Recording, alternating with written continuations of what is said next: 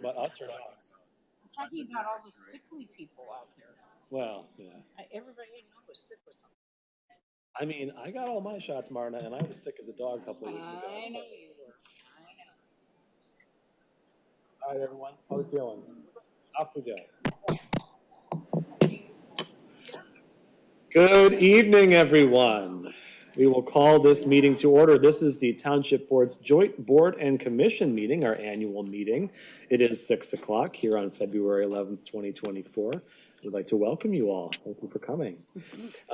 We do have a couple of bits of agenda business that we have to go through, so bear with us if we would. Our first item on the agenda is the Pledge of Allegiance. If those who are able would please stand and join us for the pledge.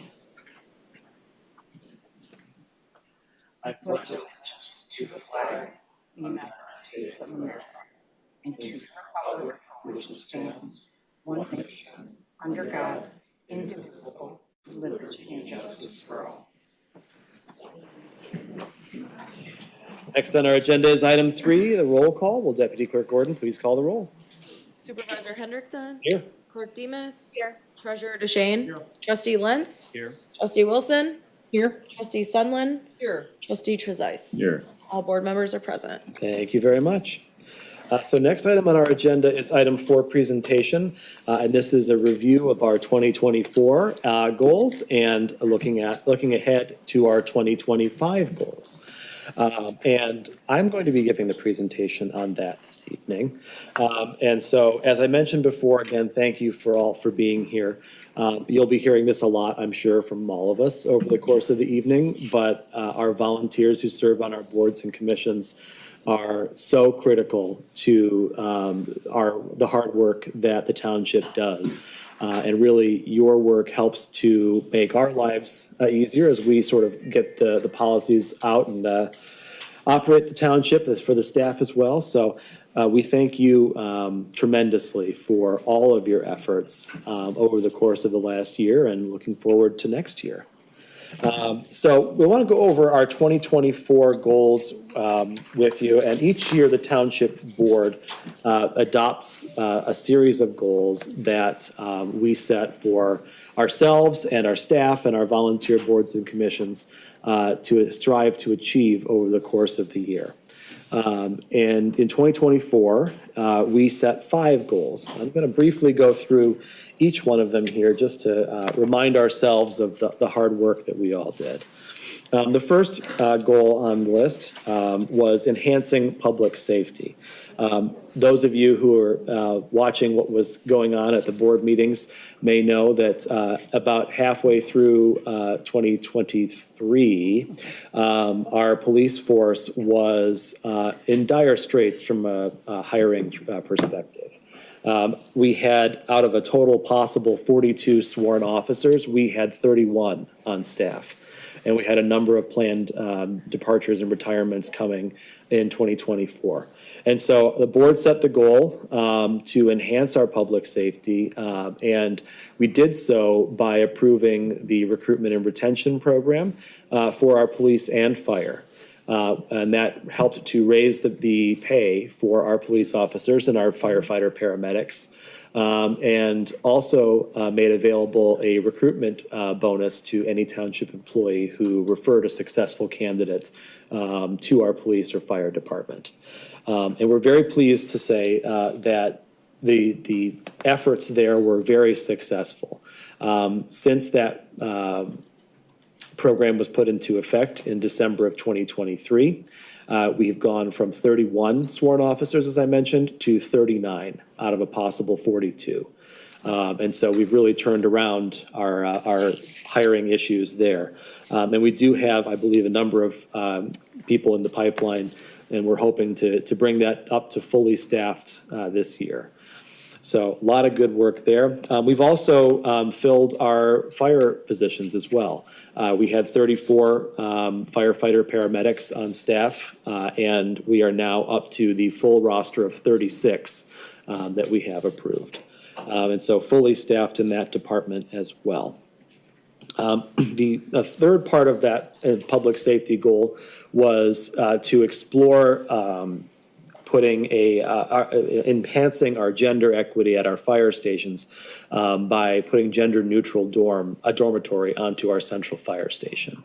And this project is still in the works. We did not get it done in 2024, but we did move the ball down the field significantly.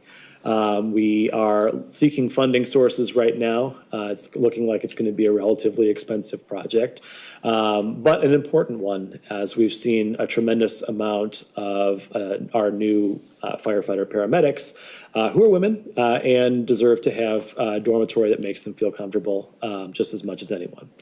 And so we continued this project into 2025.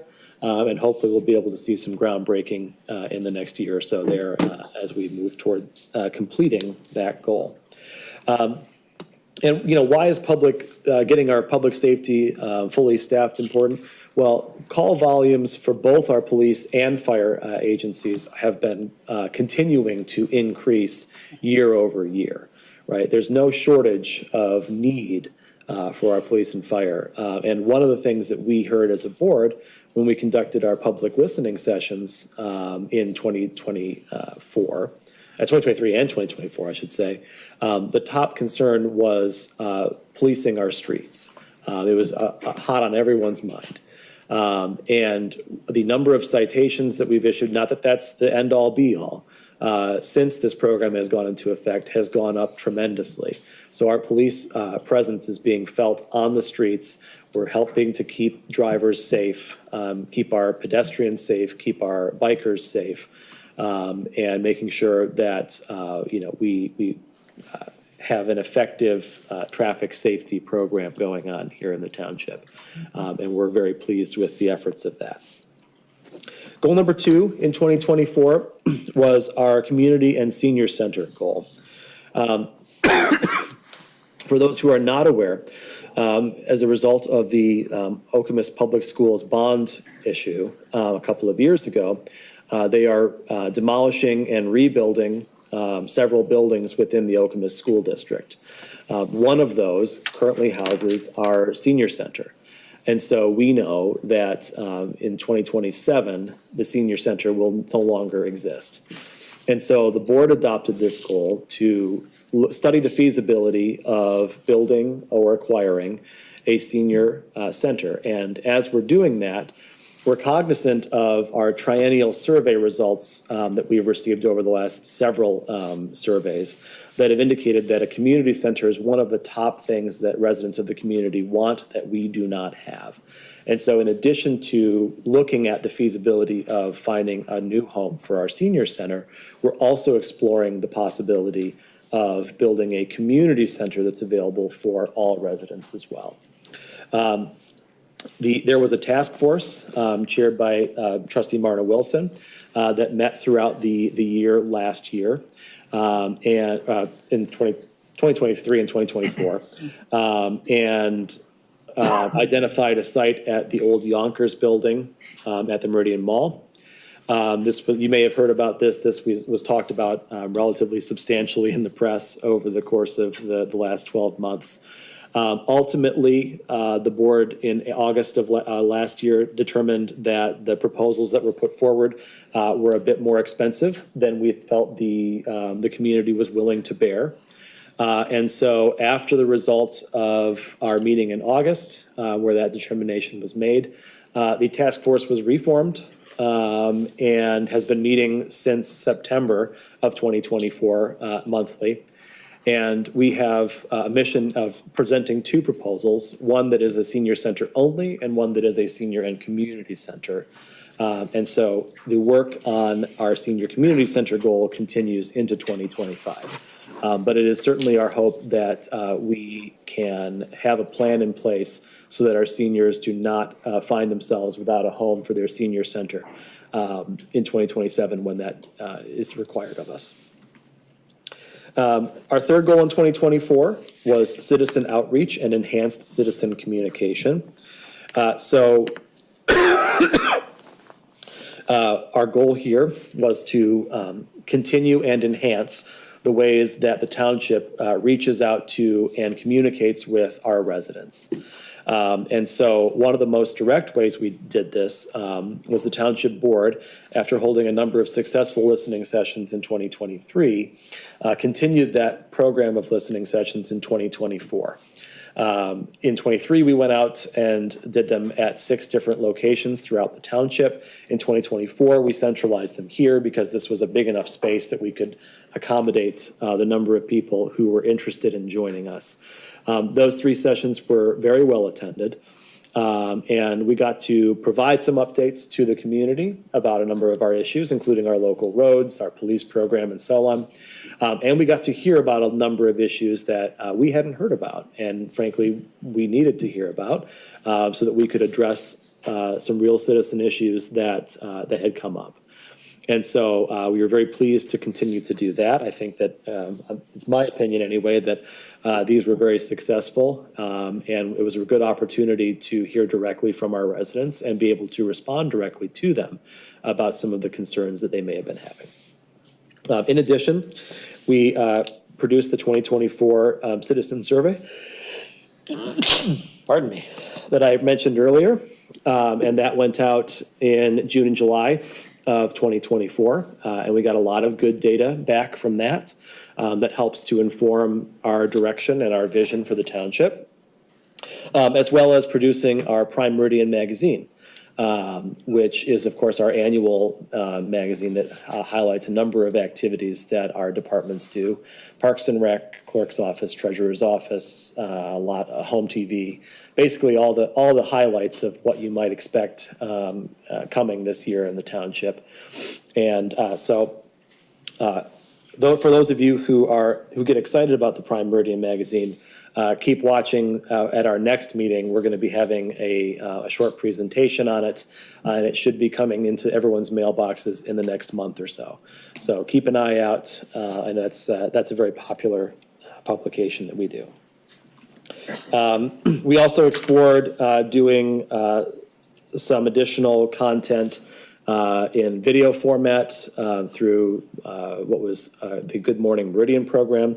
Ultimately, I think we decided that was a lot of effort for very little return. It wasn't particularly well viewed, at least not on YouTube or social media. And so at this point, we're assessing whether or not to find additional ways to reach out to the community, as this is still an important thing we want to do. Number 4 on our goals list is diversity, equity, and inclusion. So what we were hoping to do here is bring in a number of staff trainings, as well as updating our personnel handbook and our job descriptions. We did have, I believe, at least one training on diversity, equity, inclusion issues here in for our township staff. My understanding is that was very well attended and well regarded. And we have a number of updates coming to our personnel handbook. In fact, we should expect that on our board's agenda in the next month as well, as that effort concludes. We did, as a part of that effort, we appointed a policy review committee, which consisted of then Clerk Guthrie, Trustee Trezise, and our HR Director, Abby Tiethoff. And they put in a lot of work to make sure that our personnel handbook was up to date and reflective of our township values. Lastly, goal number 5 in 2024 was environmental infrastructure and recreational sustainability, which covered a lot of ground as goals go. But we did include some specifics in here, and I'll give you a couple of updates on those specifics here. We intended to complete our 5th solar array. This is at our North Fire Station.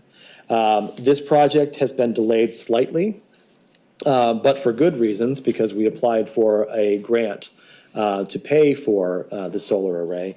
And we're very pleased to say that we were awarded that grant. And so construction on the solar array at the North Fire Station should be coming, I believe, this spring or this summer, in the coming months or so. So we'll be getting that up and running shortly. Seek funding for a second recycling center. This became much more challenging than we had originally anticipated. Some of the state grant money that had previously been available is being directed elsewhere.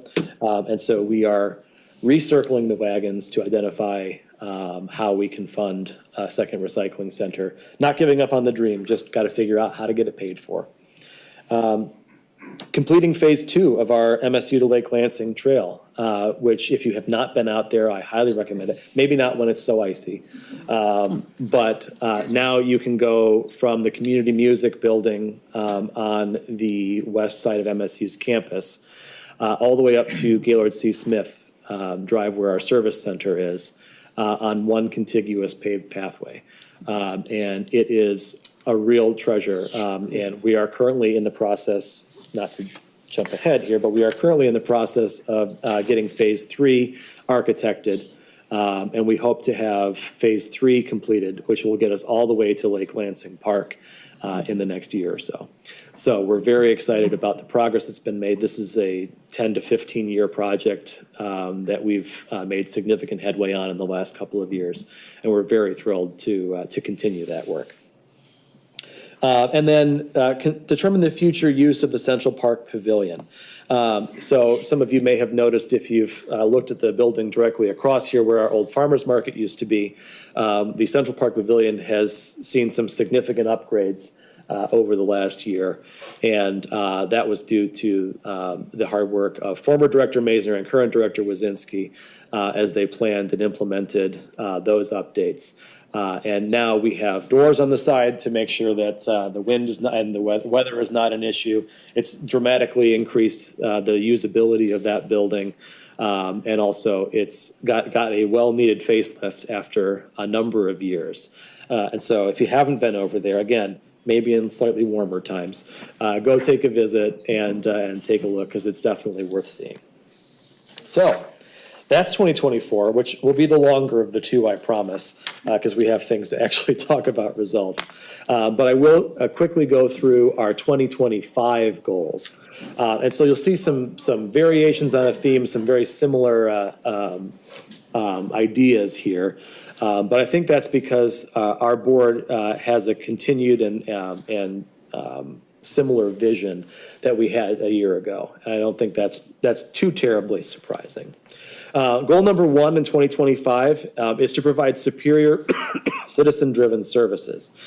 And so that's, the goal there is that our staff, volunteers, and township board provide exemplary service to the community while actively soliciting the contributions of everyone, including the folks in this room. And so you all have a very important part to play, and we certainly appreciate that again, in making sure that we provide amazing service to our township and its residents, and ensuring that our staff does the same, our board members do the same, everyone's on the same team here to make sure that we provide the best service, and that's our intent there. Second on the list is environmental sustainability. And so we have a number of infrastructure projects coming up in the next couple of years here.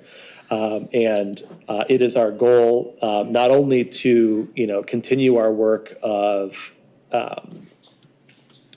working to build on our sustainable practices by building more solar arrays and alternative energy, but also to incorporate green practices in the new infrastructure and the updated infrastructure that we're building and maintaining.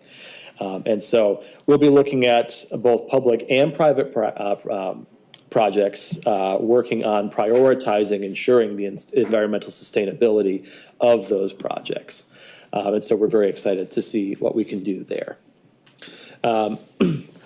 Enhancing redevelopment in key areas. So if you live anywhere in the township, you likely have driven by the village of Okemos at some point. And if you are anything like me anyway, you likely will have been disappointed at the progress that we've seen in that area. And We'd be the first one to say it's not for lack of us wanting it or trying to make it happen. We had some difficulties with the developer of the parcel. And we certainly intend to do everything that we can do to help them to find a way to either move on from the project or build a project that we all can be proud of. But it's not simply there. We also want to make sure that we can develop the downtown Hazlet area, and we're in a very good shape there. We've got a project that we hope will be breaking ground this spring on that site. I'm sorry? It is just as bad. Yeah, thank you. No, you're absolutely right. It's been a blighted property for a long time and just limping along with a couple of businesses. But we certainly are excited that we are seeing some progress coming in that area. And you should start to see that in the next few months. We also want to make sure that we don't neglect Carriage Hills in the northwest area of the township. And we want to make sure that we are providing the right kind of redevelopment at the Meridian Mall. As everyone knows, malls throughout America are struggling. Ours has actually done better than most malls throughout the country. And that's not to say that we can't ignore the effects that the economy has on these properties and identify creative ways that we can make sure that our mall property is successful, because it is an economic driver of the township. And so we want to make sure that we are focusing our redevelopment efforts on those key areas: Okemos, Hazlet, Carriage Hills, and the Meridian Mall. Senior Community Center, this is going to sound very familiar. The Senior and Community Center Task Force is meeting currently and will be presenting two options to the board in April. One that's a senior center only and one that's a senior and community center. And our goal is to identify funding or find a way to get that project funded and break ground in late 2025 or early 2026. Lots of work yet to be done in that regard, but that's our goal. And then lastly, again, very similar, improving citizen outreach and communication. This continues on our efforts from last year. I believe it's this board's hope to have additional listening sessions, which again, we found very helpful, but also reaching out through other means. And that might mean if you've got an HOA, we're going to be looking to have more of a presence to get in front of you there. Learn what your neighborhood is interested in, what you might need that's tailored to your area. Additional social media outreach, community-wide, making sure that our events are successful. We've had a number of expanded events, including our Juneteenth event the last couple of years. Our Celebrate Meridian event every year, which is a huge event, and it's been incredibly successful. And also our Pride event, which we've had now for 2 years running, and it's turned into a really exciting event. And so making sure that we are engaging with our community through enhanced communication is, again, one of our top 5 priorities over the next year. So, long-winded way of saying that's what we've done over the last year and what we hope to do over the next year. And we're certainly hopeful that, first of all, that's of interest to you. And we appreciate the work that you've done to help further those goals, and hope that you will continue to do so into 2025. And with that, that concludes my presentation. So one more piece of housekeeping, and then we'll get into the fun of the evening, at least, which is approval of the agenda. Item 5, do we have a motion to approve the agenda? So moved. Moved by Trustee Wilson, supported by Clerk Demas. Any discussion on the agenda? Seeing none, all those in favor of the agenda, please say aye. Aye. Any opposed? Motion carries. Okay, so the fun part of the evening, where we get to hear all about the hard work that the boards and commissions that you all serve on have been up to over the last year. So if you could please, when we call on you, if you come up to the podium, that's partly for our camera crew, and also because there's a microphone there, and that way everyone in the room will be able to better hear you. So first on our agenda Lucky number one is our Board of Review, and with us this evening from our Board of Review is Deb Federow. Welcome. Thank you, thank you. So you just want me to tell you what Board of Review does? A little bit, yeah. Okay, so we meet 3 times a year. In March, you'll get your new assessment, proposed assessment. And if you disagree with it, then you can make an appointment to come in and we'll chat about it. And it's usually when property taxes go up. Nobody usually comes in and says mine are too low. So we hear them, we tell them what to bring. The assessing office has been really phenomenal in the last couple of years of being very helpful when they call to make the appointment, to tell them what to bring and what information they need. And we'll sit with them to talk about it. But you'll also get in your new assessment, they've created a document that tells you what everything is and what it means. And that was incredibly helpful last year. That was a fantastic thing that happened. In July and December, we meet to clean up and correct all the files. We gather any missing signatures. We review poverty applications, and that we do all 3 times that we meet because they come in all during the year. And then there's required training every couple of years, and I serve a 2-year term that can be renewed. So that's what Board of Review is all about. Thank you. Can you tell us about how many cases you hear every year? Oh, gosh, when I started, holy cow, you have 10 minutes, and we didn't even have enough time. It was just off the charts.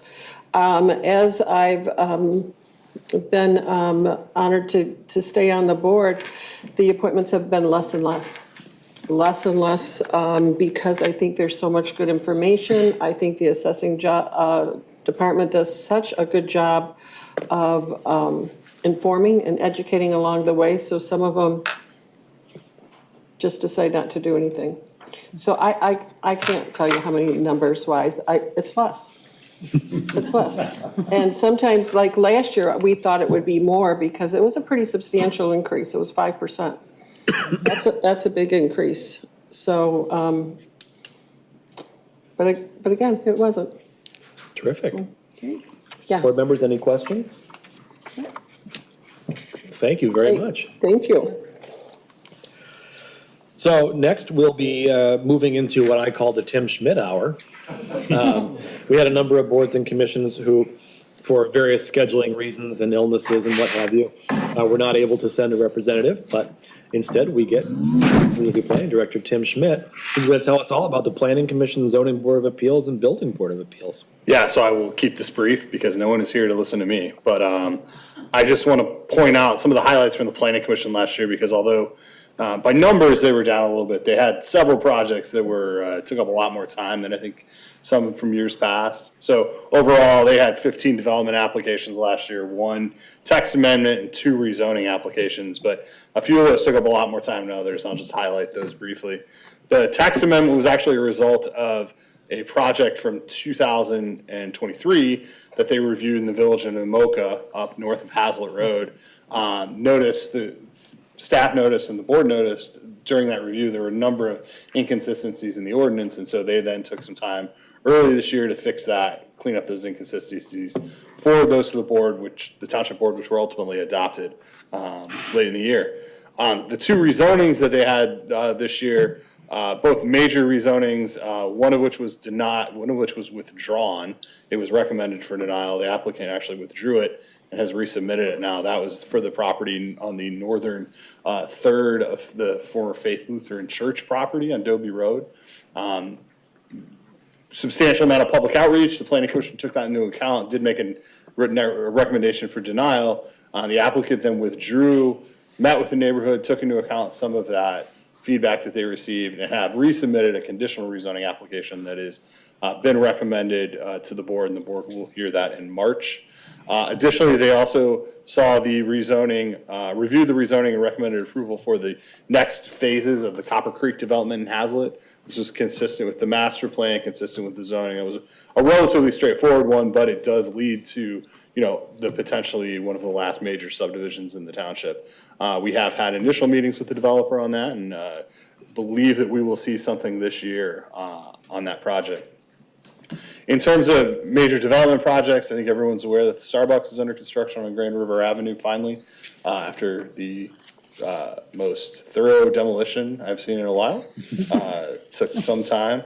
And the planning commission did have to review per ordinance all of the marijuana applications this year for special use permit. They are on the last one at this point. There was some changes to one of them that has taken some time, and they will be making final recommendations on that to the board here shortly. Lastly, I would just point out, one of the things that the state has over the years tightened our restriction, what locals can do on is with respect to daycares. And this came up recently on Downing Street, where a new daycare was proposed in the neighborhood for up to 12 children. The planning commission ultimately did approve that, largely because the provisions under which we can regulate that use under state law are very limited.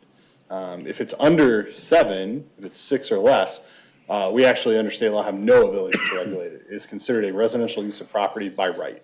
And so this one, once you go above 6 to up to 12, there are some limited areas under which we can regulate it, but they're not quite ministerial decisions, but they are getting very close to a ministerial decision. And so that was an item that was discussed heavily by the community. Ultimately was approved. They are operating. They have been licensed by the state, and they are in compliance. And so those are the highlights for the planning commission. What I will point out is one thing that doesn't show up on any of the reports they did, but they spent a great deal of time last year working on updates to the parking ordinance, and that will be coming to the board in the near future as well for review. Essentially what we've done is we've split this into 2 parts. The first part that will come forward is the part that everybody wants to talk about, which is like the actual numbers of spaces per use. They've spent a lot of time really trying to fine tune that while not throwing the baby out with the bathwater, right? Because a change here can have a major impact down the road. The second part of that, which will come after this first piece is adopted, is the more technical side, right? Any specific changes we need to make to the maneuvering sizes and the design and the landscaping and the things that come along with the number side. We have a draft lighting ordinance floating around from an intern that previously developed that for us. We'll finalize that, bring it forward. So all the technical pieces will come after the numbers are worked out. And so that'll be something the board sees in the very near future. After that, the planning commission will, we'll find another goal out of the master plan and continue to work on implementing those items over the course of the next several years. Thank you very much. Board members, any questions on the planning commission?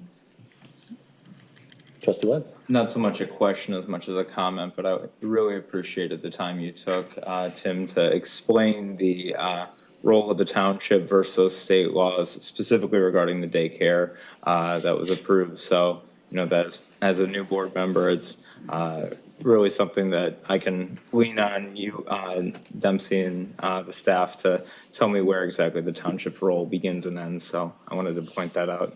Thank you. Absolutely. And I will just say that we don't have a lot of those types of uses here that we run into a state wall. It's largely for us, as it is, everybody, it's the group daycare homes, it's the adult daycare homes, it's stuff like that policy decision was made about a decade ago that we're going to largely take that control away. And so there are a few more that will pop up every once in a while that we'll bring up, but largely those are the ones we worry about. Thank you. All right. Item number 2. So the ZBA had a relatively straightforward year. They only had 12 cases last year, approved all but 3. Two were denied. 1 is still under review. I'll simply highlight there were no major, there wasn't, like several years ago, we've talked about this, that there were a couple of items that the ZBA was seeing a lot of, and so staff worked with them and the planning commission to address an ordinance change. so that the ZBA wouldn't continually see those variances. That was not the case this year. They had a little bit of everything this year, from property sizes to one of our first sign requests under the new ordinance, to some landscaping parking related items, which we probably will address in the coming year, to some non-conforming structures, and we actually, I believe, had a Cub Scout project, or an Eagle Scout project that had to go to the ZBA for approval. And so there was a little bit of everything. The one I do want to highlight is we have the Planning Commission and the Township Board previously have reviewed and adopted an accessory dwelling ordinance in the township, and we've had a slow uptake, as we predicted. There'd be a couple here and there. We actually had our first one this year. It was denied because it was not within the provisions that the Township Board established and the Planning Commission established. They did appeal that to the ZBA, and the ZBA denied it as well, because it was functionally just they were trying to work around our ordinance to get to essentially a duplex, and so it was denied.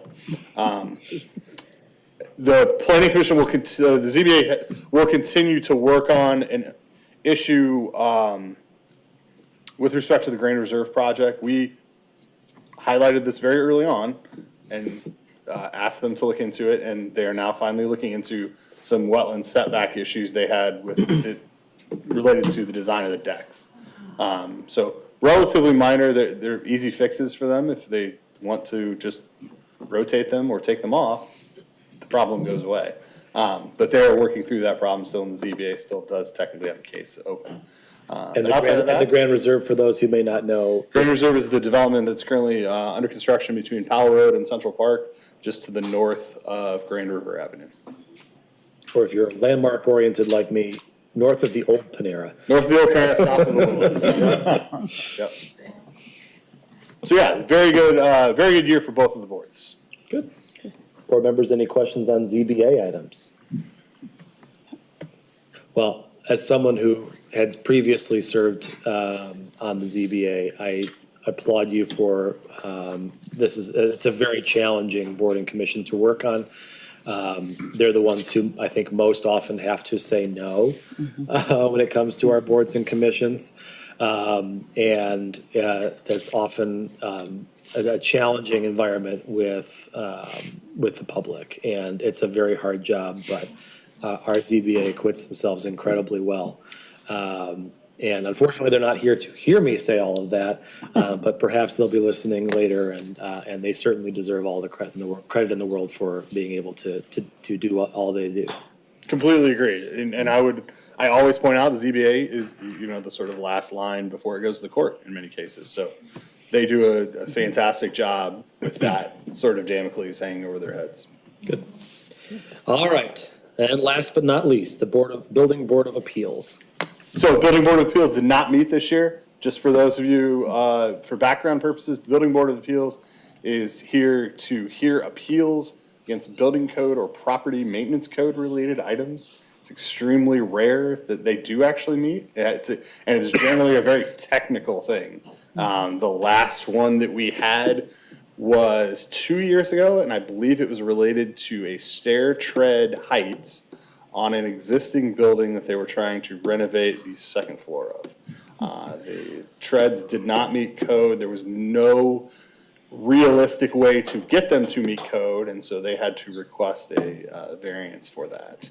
And so those are the kind of things that the BBA gets involved with. You'll be unsurprised to know that the BBA members are generally really engineer, architect, builder fields. And so we luckily have 3 volunteers right now. They are usually very hard to fill, that board, but we have 3 volunteers, and they are prepared to hear any case we have. But our 28-year in April, 28-year building official, John Heckman, does a very good job of dissuading people from going that direction. Fabulous. Board members, any questions on the Building Board of Appeals? Well, no activity is good. Absolutely. Thank you very much. Thank you. Next up, we have Director Clark, who's here to tell us a little bit about the work of the Economic Development Corporation and the Brownfield Redevelopment Authority.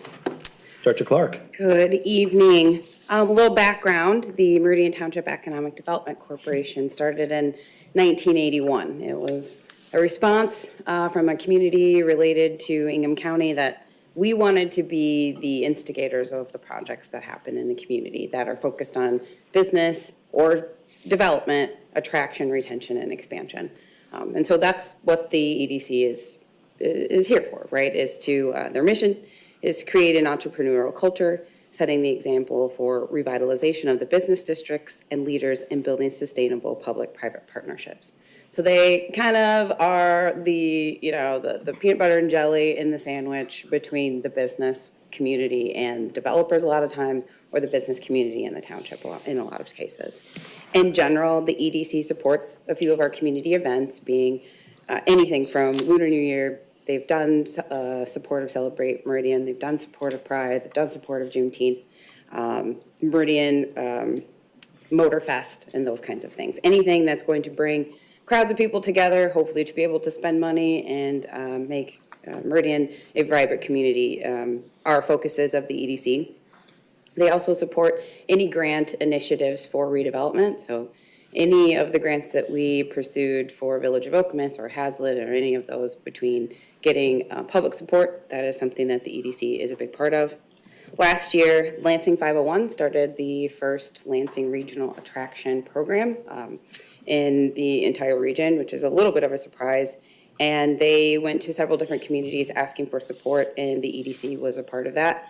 On Lansing 501's regional attraction website, we are listed, Meridian Township, and we have both Hazlet and Okemos prominently, vibrantly advertised as a wonderful place to come live and do business. And then finally, the implementation of the master plan is a part of their goals as well. So they've committed efforts focused to business development and attraction in the township. They started their first discussions on a facade improvement program, mimicking some of the other incentive programs that we have in the township that have been successful. We want to pull out the CIA district and the DDA. It's something that they've talked about since there may already be support in those TIF districts for the same type of project. But again, how do they actively invest and reach out to property owners to make this a beautiful community? We're talking about building our program, our general fund. We receive $10,000 from a bond from the Bertram community. And that is an amount, and it's not from the general fund or any local business, but how do we build that so that we can do more? In 2020, that was the first time the EDC was granted the opportunity to do large allocations, to small businesses. And so we did $5,000 grants or $3,500 grants during COVID, and businesses talked a lot about how that support helped them over that hump. We've been in discussions of other particular industries or equipment or particular skills or things that we could do to help a business meet or excel in whatever industry that they are. And the EDC is hopeful to participate again in another township amenity.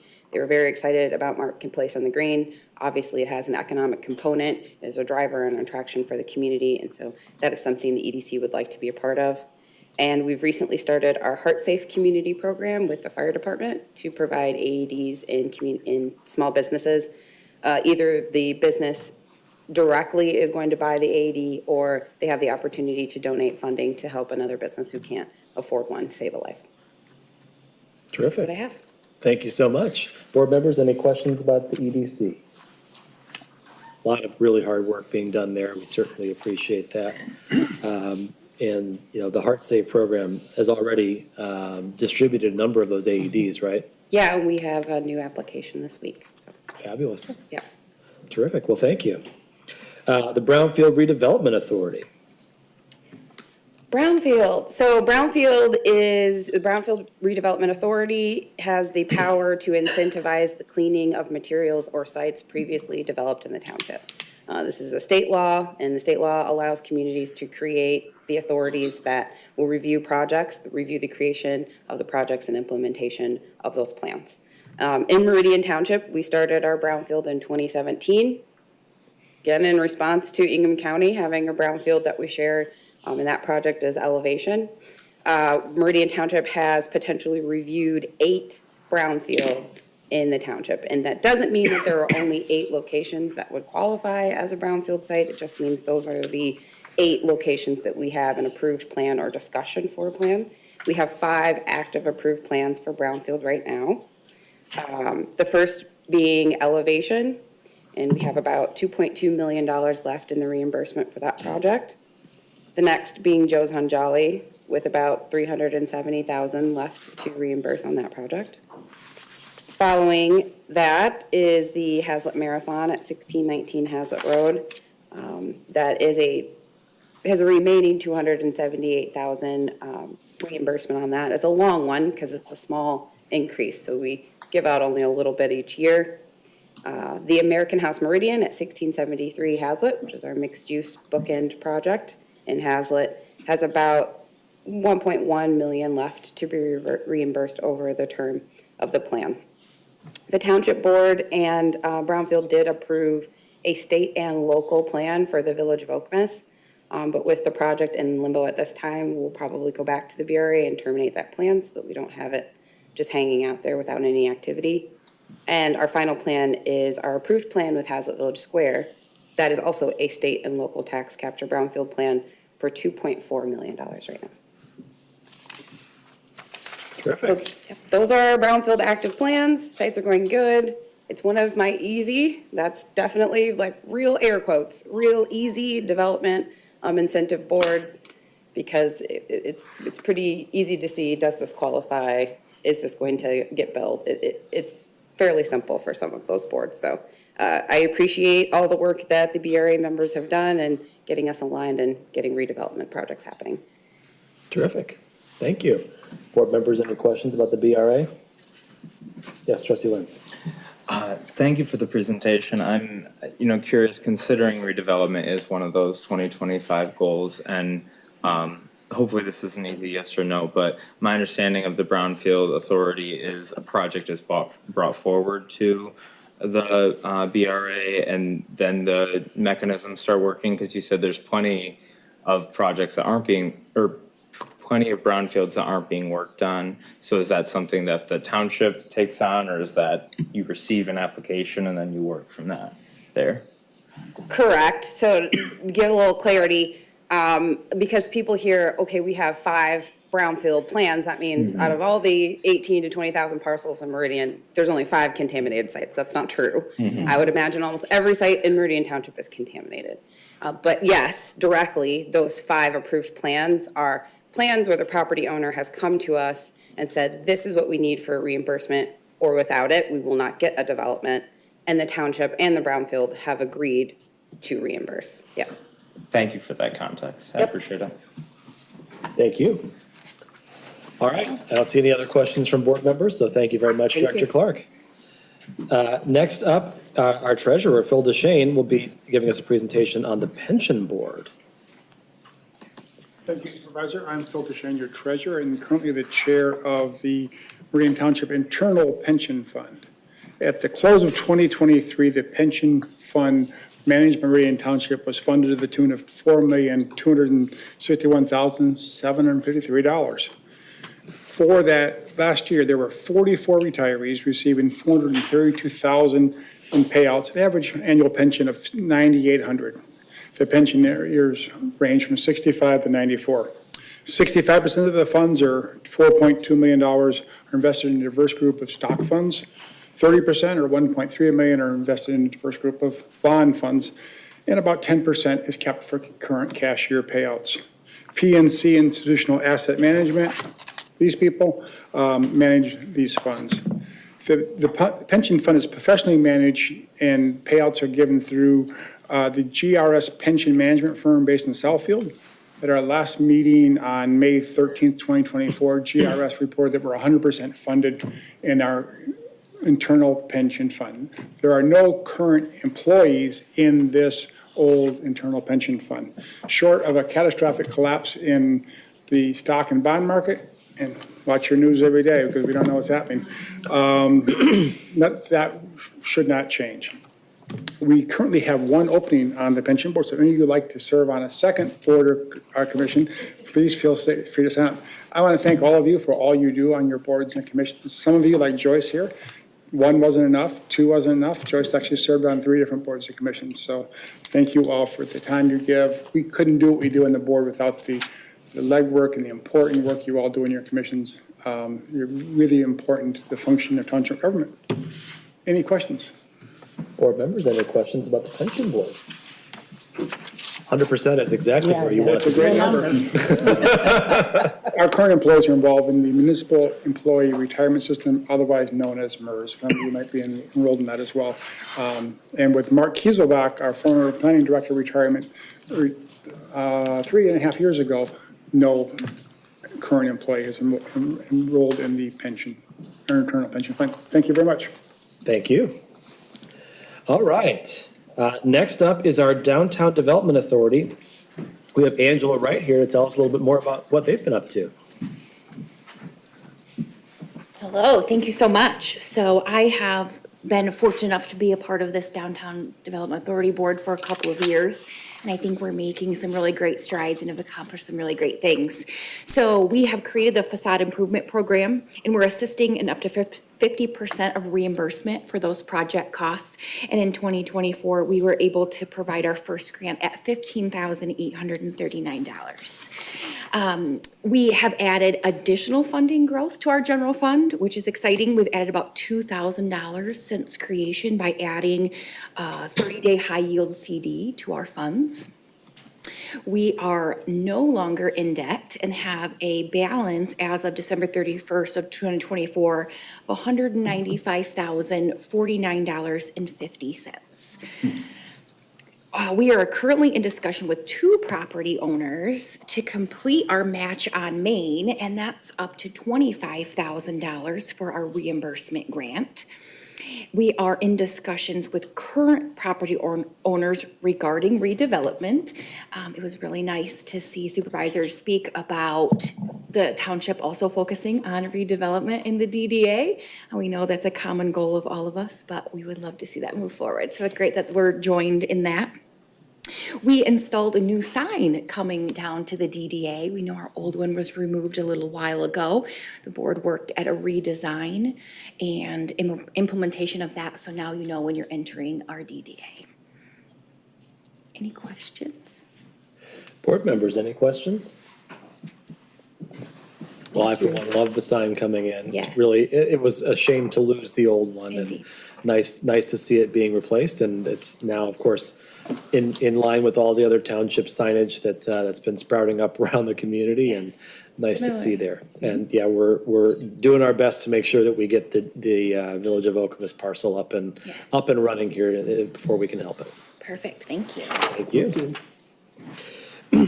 Next up is our Environmental Commission. We've got Bill McConnell, chair of that group.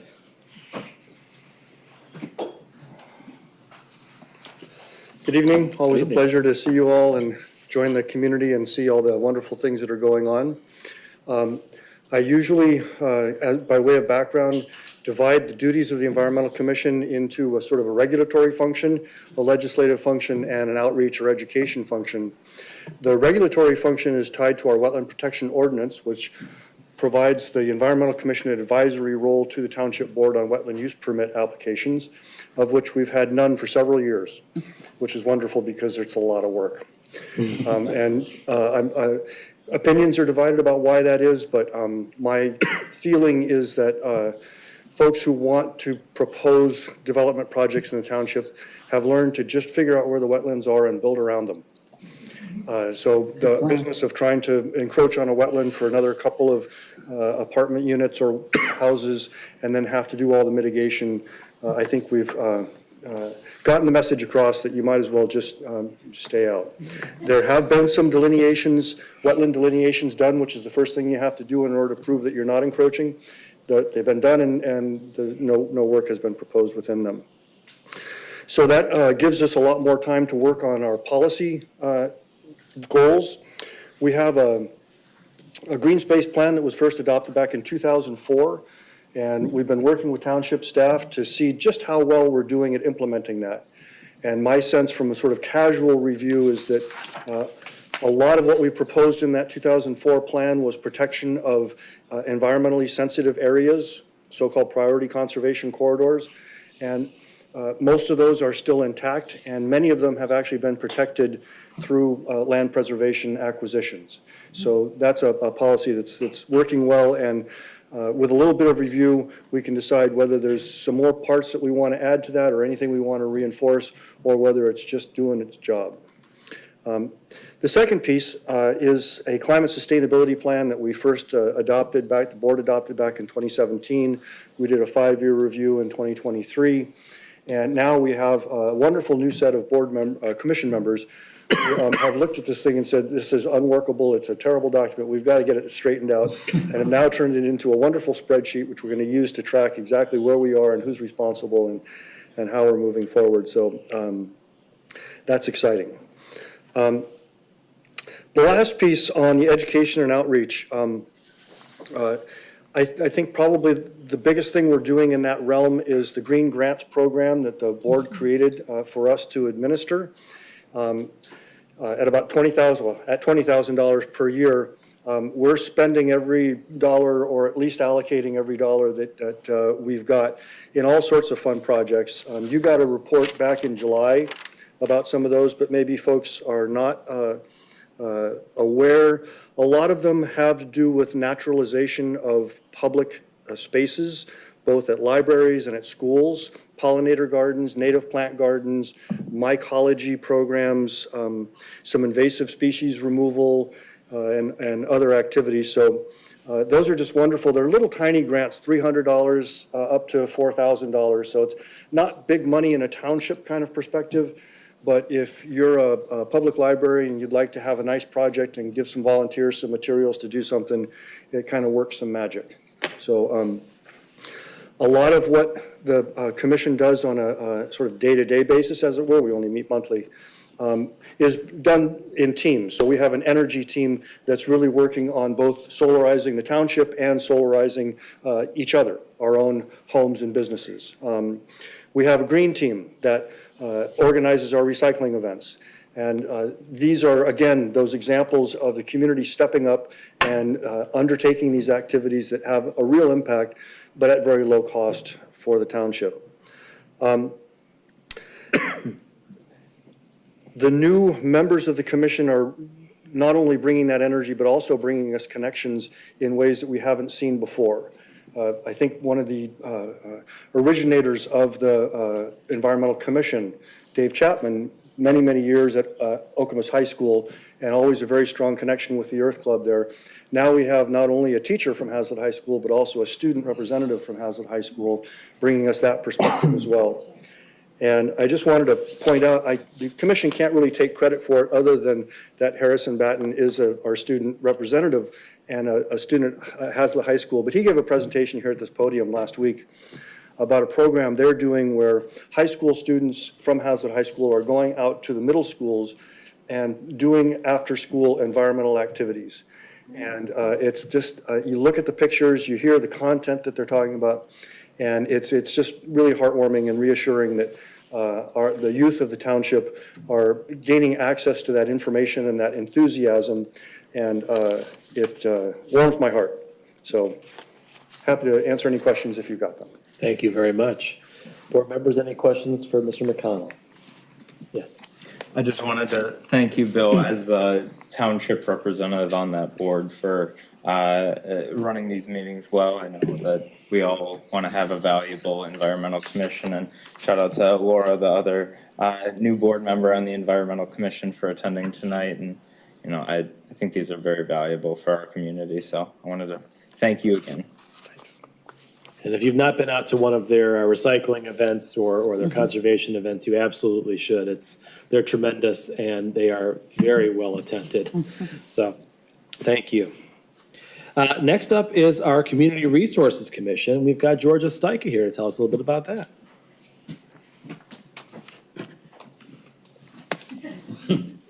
It's been an honor and a privilege to serve on this commission. I think it's for 8 years, it's probably more. I don't remember when I first joined it. And the last 2 years, I have been fortunate to be the chair. During this time period, I have seen Meridian Cares grow and expand in a lot of ways. Katie Love, the specialist that oversees Meridian Cares, has worked tirelessly to meet the ever-growing needs of the residents of Meridian Township. This past year, Meridian Cares helped 123 families. I'm going to include you in this, so I'm not including you. I'm going to talk to them. This past year, Meridian Cares helped 123 families.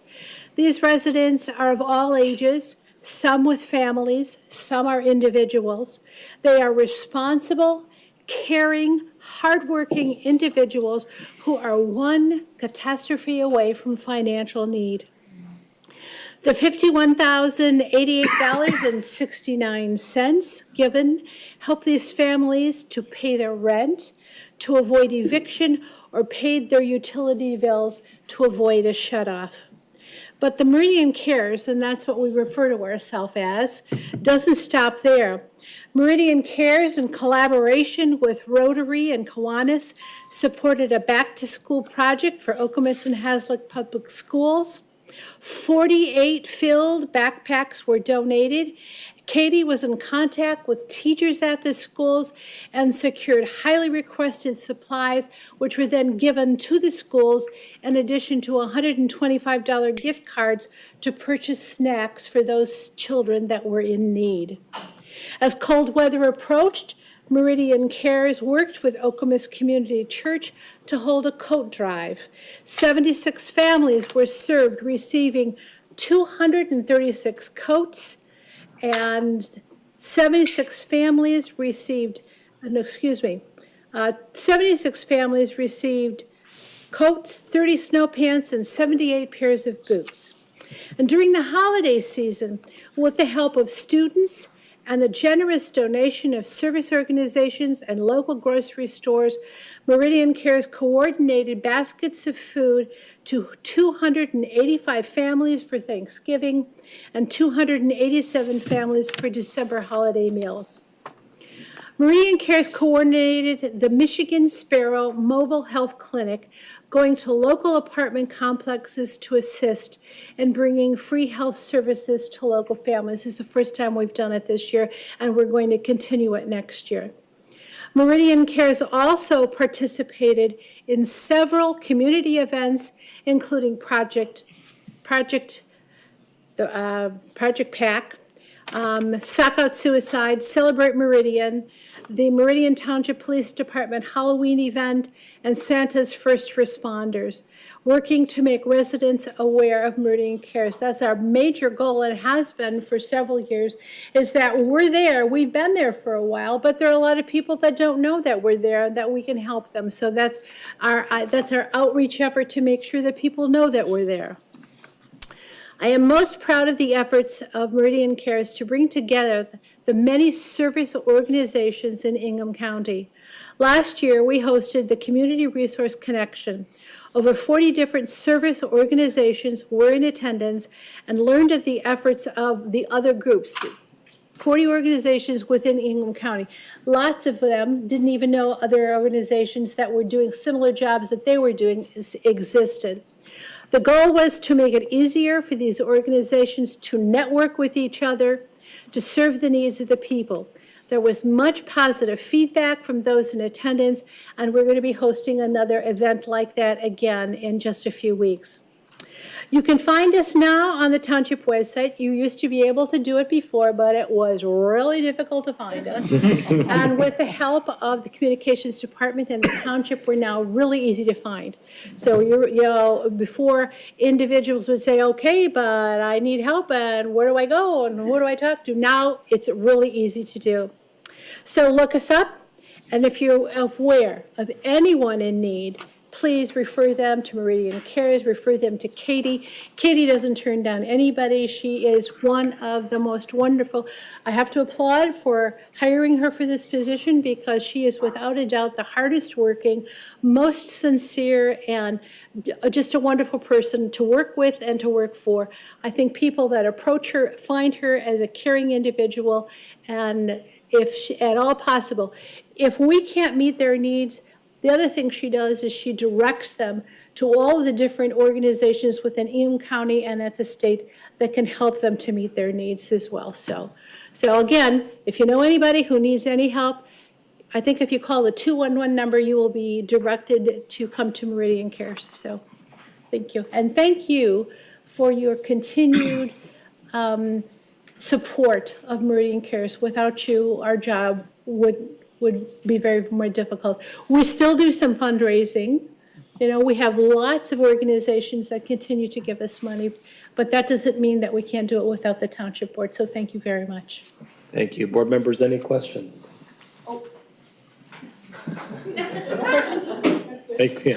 Thank you. Well, you can certainly, I think, judge a community by how it treats the folks who are most in need. And certainly, the Community Resource Commission does a tremendous job of making sure that those who are in need are well taken care of here. So thank you for your hard work. Next up from the Communications Commission, we have Leslie Charles. Welcome. Thank you. We have a little update for all of you. Lisa Whiting Dobson is our chair this year. I'm the co-chair, and she's ill today, so I'm pitching in for her.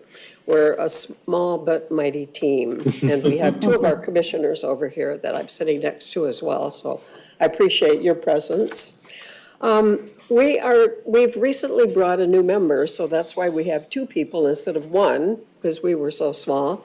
And we're hoping for one or two more commissioners through the next year. We're really trying to recruit to broaden our scope and skill base. I want to talk about home TV for a moment because it continues offering solid program despite it's another small but mighty team. And I tend to think of the communications department as hidden in plain sight, that there are so many extensions of that department that touch probably every phase of the entire township. The cameras over here, the setup that we have for tonight, thanks to them. And I almost said we because I sort of identify rather strongly with this department. So home TV is continuing, even though we have fewer interns than in the past. We could use more, but the good news for the interns is they are now being paid. So that's a wonderful aspect for them.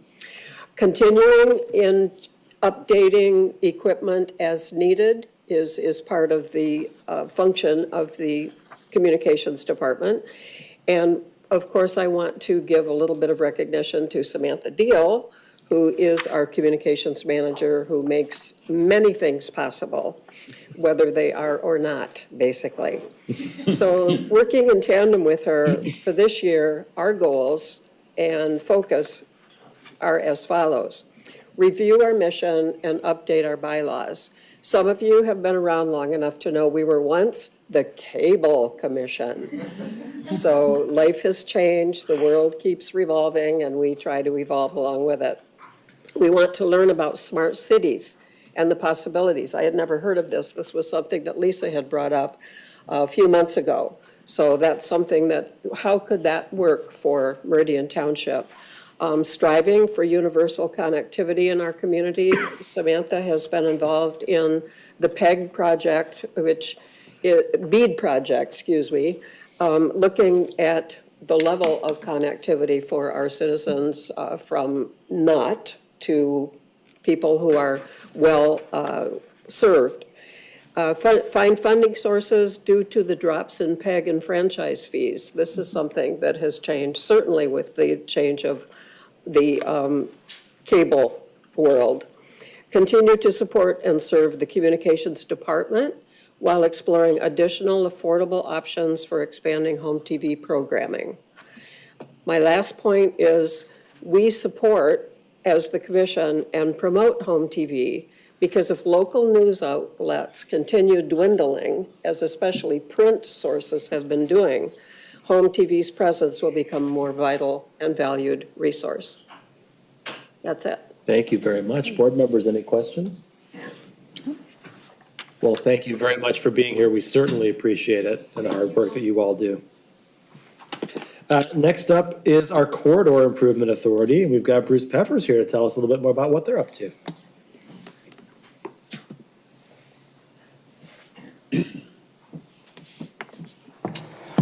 We prefer to call ourselves the CIA. Sounds much cooler. Yeah, exactly. A little more covert that way, yes. But we're focused on, this from our mission statement, focused on creating programs and projects that invigorate the streetscape and build partnerships among the corridor property owners and residents. To that end, last year, we were finally able to establish a TIF program to fund projects within the corridor. And we're up and running now with tax capture. We have a bank account. And our first public improvement project is going to be flashing lights at one of the pedestrian refuge crossings on Grand River Avenue.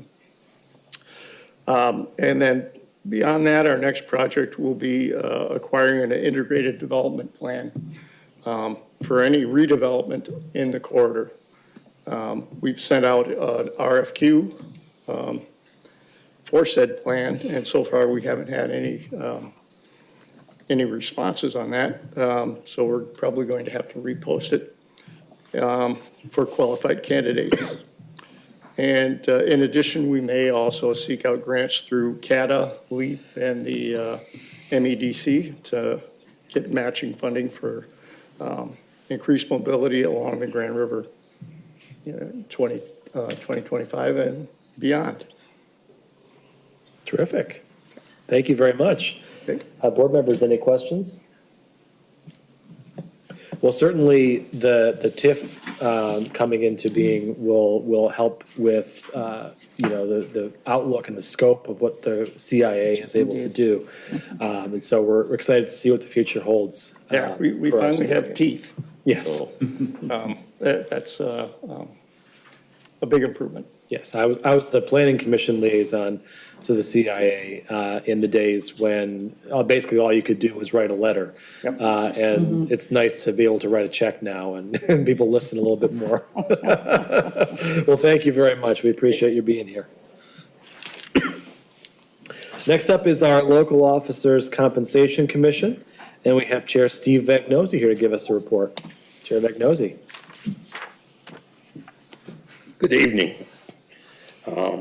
Explanation, the Local Officers Compensation Commission sets the salaries for the elected officials of the township. And that includes the supervisor, the clerk, the treasurer, the trustees, and something that's somewhat unique to Meridian Township, the elected park commission members. We meet every 2 years and set salaries and reimbursement for park commissioners for a 2-year period.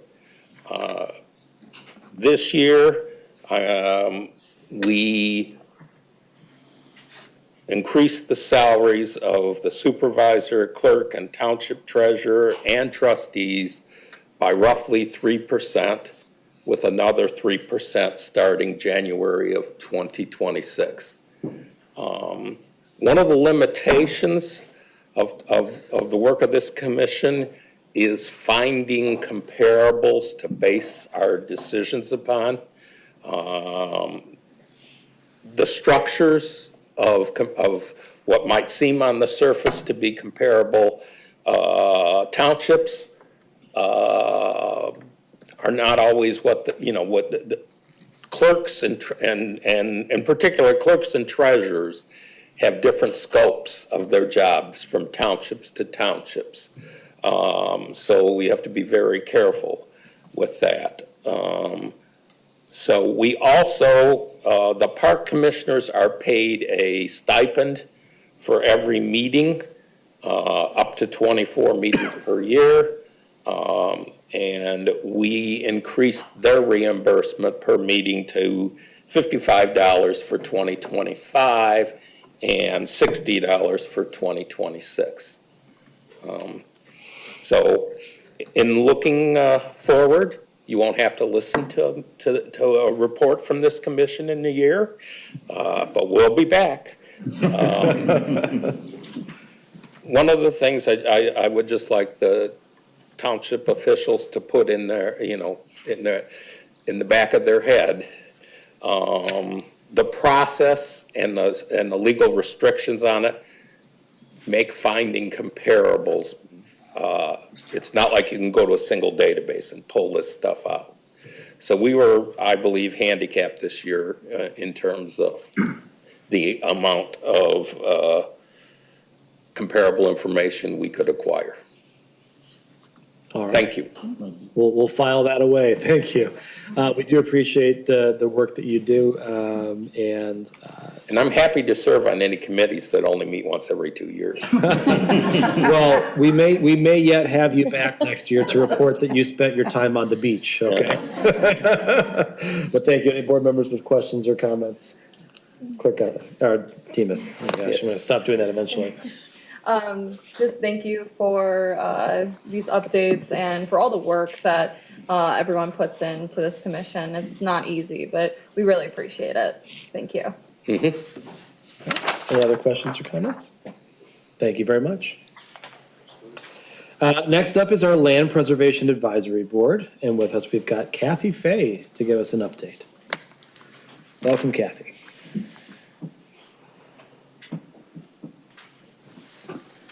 Good evening. The Land Preservation Program was established in 2000.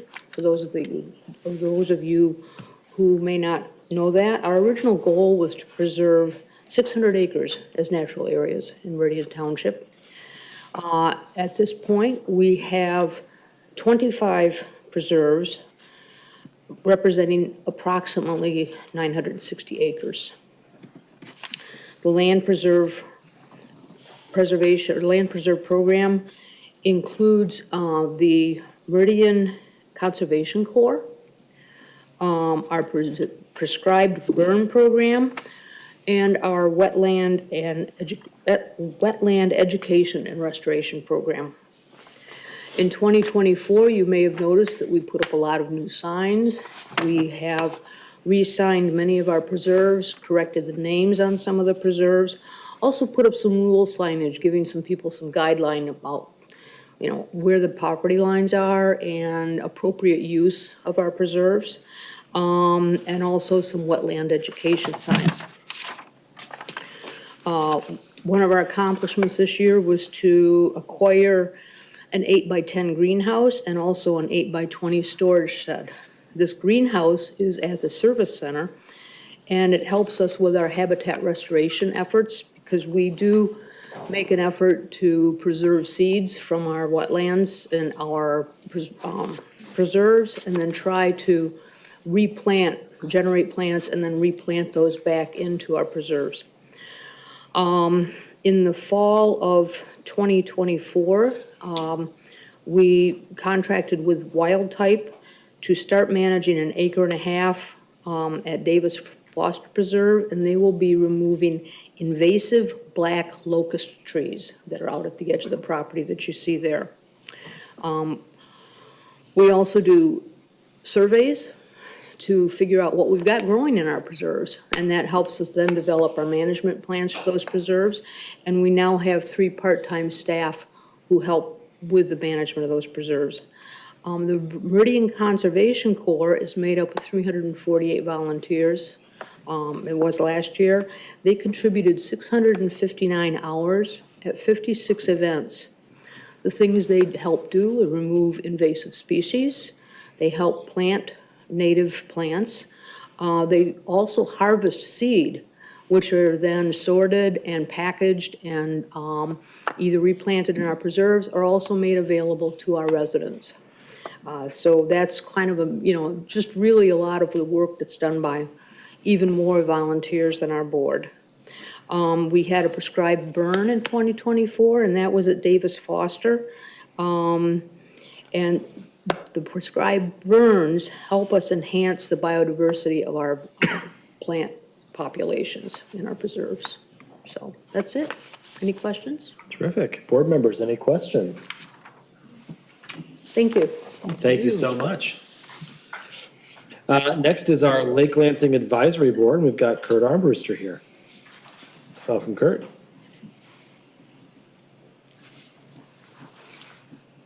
Good evening. Good to be back. I'm chair of the Lake Lansing Watershed Special Assessment District Advisory Committee. We do less than our title. What we do is there is a tax assessment district that it was established 20 years ago, and it taxes the residents on the lake and an area about 2 blocks outside of the lake. And the monies from that tax assessment go towards managing the quality of the lake, which we do with the help of Giannis at the Meridian Township. Our committee is a 9-man committee. 4 people live on the lake. 2 people live in that 2-block area around the lake. And then there are 3 people from government. Paul Pratt from the Ingham County Drain Commission, Co Emmons, who manages the Ingham County Parks, and then Giannis Estradi, who's the township engineer. And he's the guy that does all the work for us, really. Our budget is $90,000 a year, and that comes kind of in an interesting way. $10,000 of it comes from the township, thank you, and another $10,000 comes from Ingham County Parks Department, I think, or just Ingham County, and then there's another 2 assessments for the 2 sailing clubs on the lake of $750. So that leaves $68,500, which gets divided up among the people that I just mentioned, the roughly 300 people on the lake and another 200 people around the lake. The people on the lake pay a full share, and the people in that 2-block area around the lake pay half a share. So each property pays, I should know the exact figure, but I don't, is roughly $170 for people on the lake, and half of that, $85 for the people off the lake. So with the $90,000, we try to maintain and manage the quality of the water in the lake for the use of the residents and also for the people that use the lake from the outside, both in the swim area and in the boat launch. Some of the things we do are, over the years, we filtered all of the inlets into the lake. Filtered them either with cloth filters or centrifugal filters, when both of those primarily take out the silt. And then the areas that we haven't touched are the areas that get naturally filtered, and that's the water that comes from the wetlands into the lake. And then the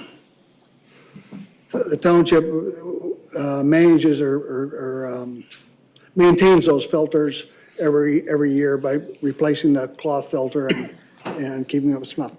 We recently have created an educational program where we send out newsletters to twice a year, covering various issues about living on the lake and helping maintain the water quality.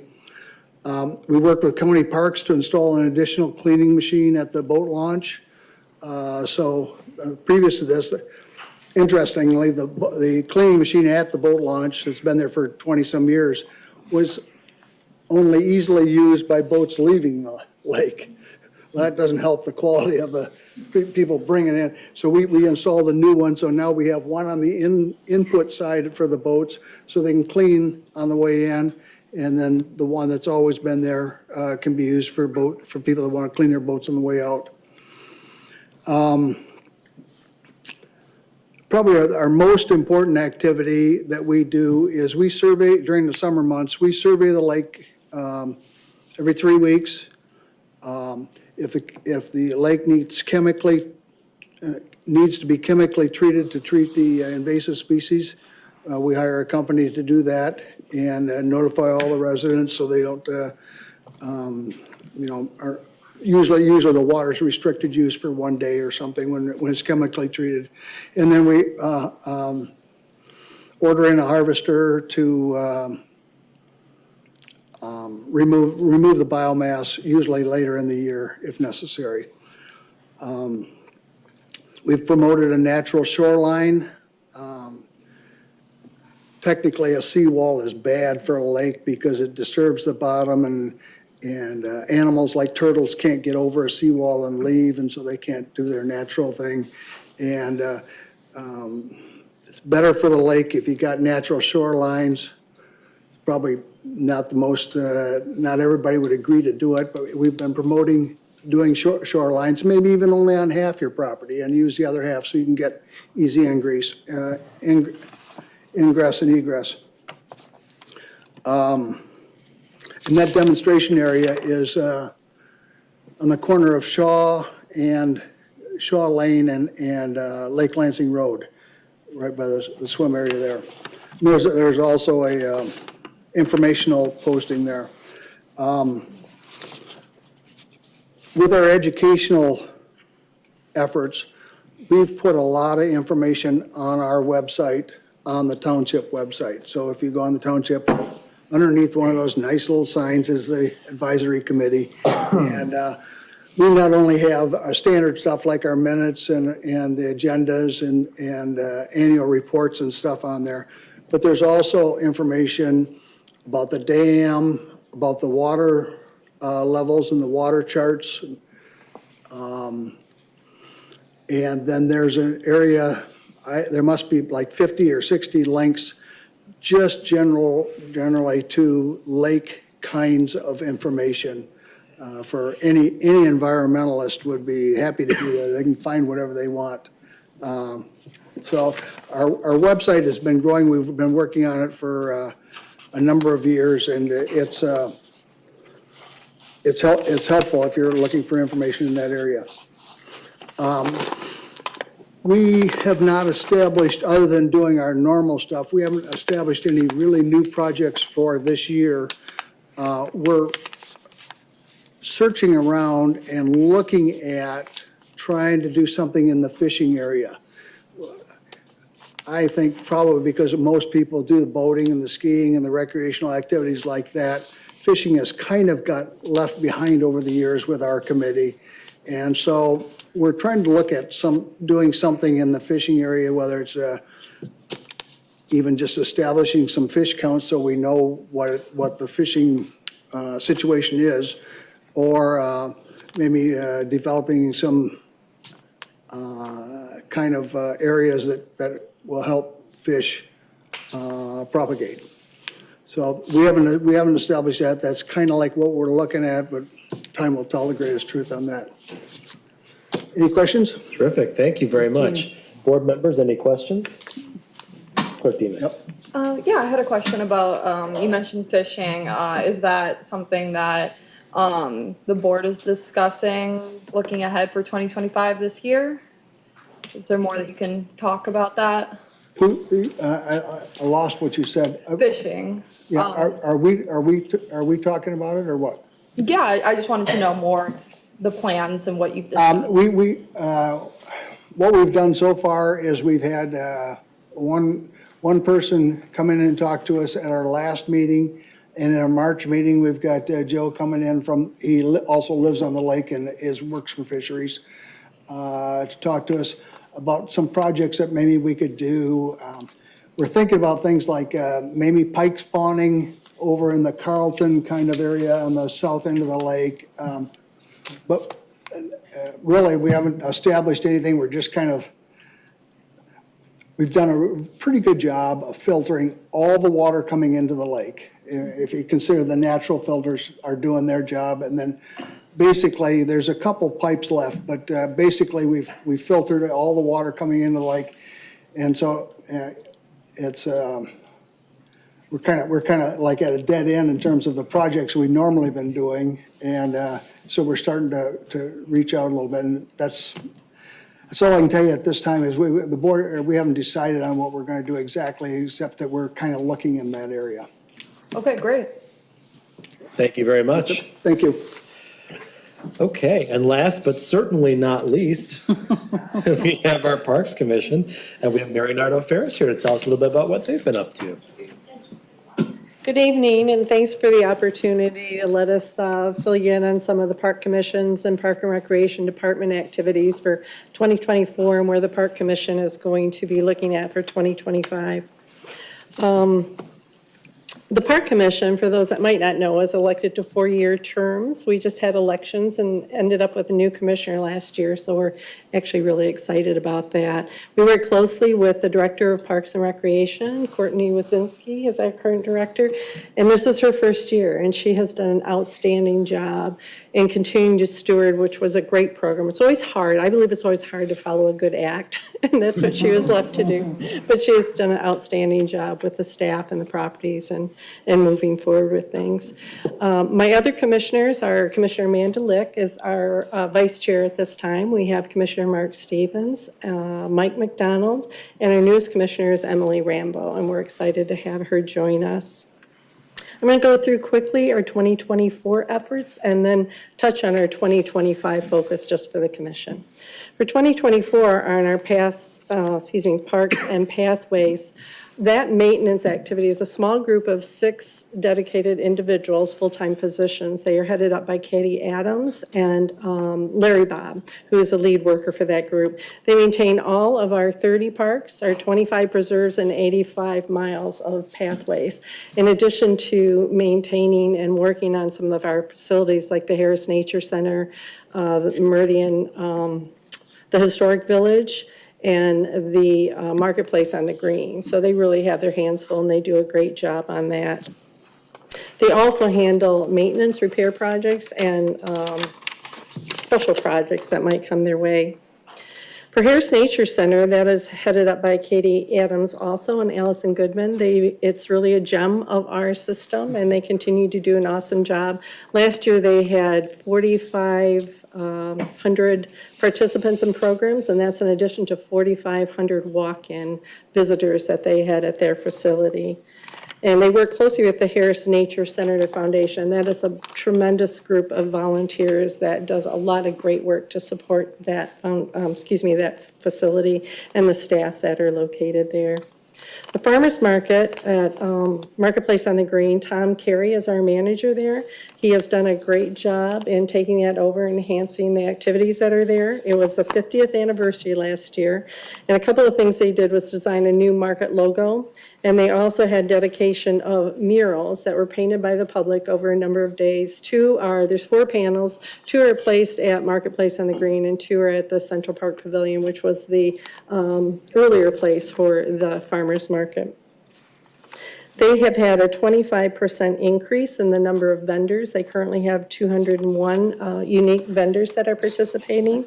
And they also had a food gleaning program that is up 24% this year with 8,600 pounds of food that they've given between individuals that visit donating and then the market vendors themselves. On top of that, they had 33 musicians, and that's been a real nice addition, I think, for most people. I'm excited on Wednesdays and sometimes Saturday to see all the people that are out there and dancing. Our Meridian Senior Center is coordinated by Sherry Wisdom, and that current membership is 393.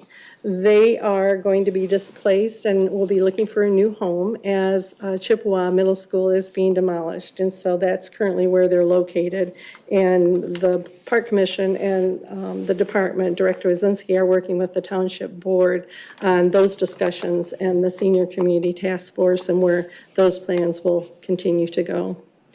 Nokomis Cultural Heritage Center is also under our purview, under a different arrangement. Not only is that a highlight to the community, it's actually a regional cultural gem.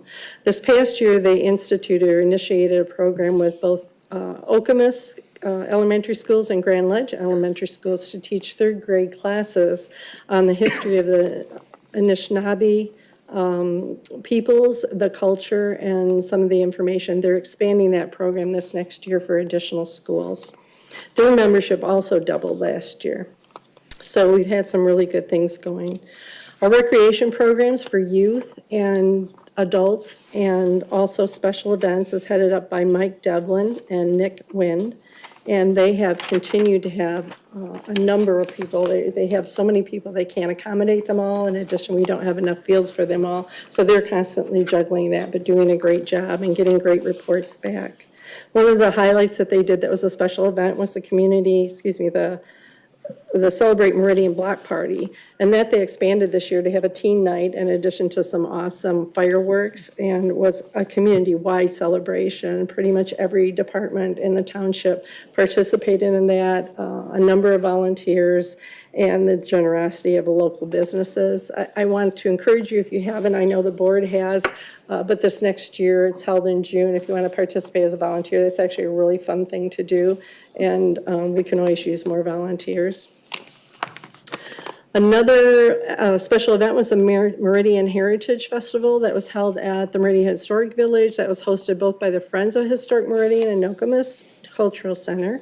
And they had a lot of fun, and that was well attended. One of the things we've tried this year to initiate a pilot project at Snell Recreation Center, Snell Tower Recreation Center. It's on the north side. It's a place that not everyone knows, on the north side of the township. And we had that staff part-time and was open on Tuesdays and Thursday afternoons for open activities. And we will continue to evaluate whether we can move forward. That will depend on staffing availability to continue some of those activities. The last position under Courtney's umbrella there is our land preservation program, and Emma Campbell, who works with the Land Pres Advisory Board. So I won't repeat any of that. And she does a great job and has some awesome dedicated volunteers. As far as 2025 efforts by the commission, what we're looking at is continue to enhance our accessibility and inclusion with our programs, our projects, and our facilities. And that's been an effort for a couple of years, and we continue to work on that. We are starting a pilot project for what we're calling commissioner liaisons. It's really to open communication paths so that each commissioner on the park commission will be more or less assigned to a related board or commission that may have similar interests, just to have the commissioner of the board have an individual that they can contact, aside from Courtney or in addition to Courtney, if they have any questions. It's to open communication paths to hopefully not eliminate, but deter if there's any duplication of efforts. That's one thing we found, if we can communicate, sometimes we're all doing the same thing. And then also to it's not an oversight position at all, it's just really to open communications. So we're looking at doing that. We are continuing to work with the Senior Community Task Force Center efforts, and we'll continue to work with the Township Board as that relates to the Parks and Recreation Department closely.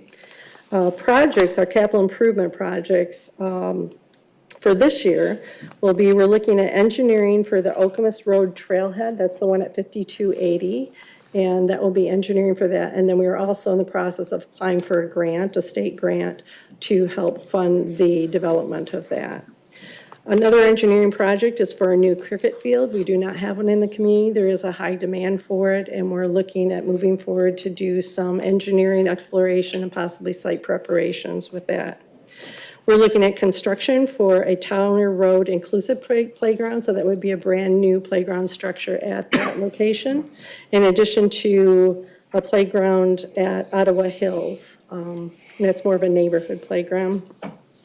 Last year, we were fortunate enough to start work on Marshall Park and their new playground, and we're going to continue this year by adding more amenities at Marshall Park. That would include a walking path, benches, and shade structures. That's something the community asked for when they were surveyed, something that is needed in that location. The last thing we're doing is continuing to collaborate with our neighbors, which would be Williamston Township, Williamston, East Lansing, Michigan State. They're artificial. Okay.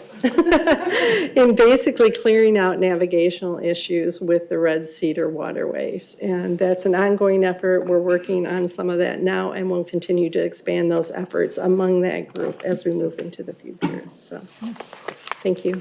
Thank you. Board members, any questions? Well, you folks are tremendously hardworking, and we very much appreciate all of the efforts there. Lots of good work coming out of the Park Commission, to be sure.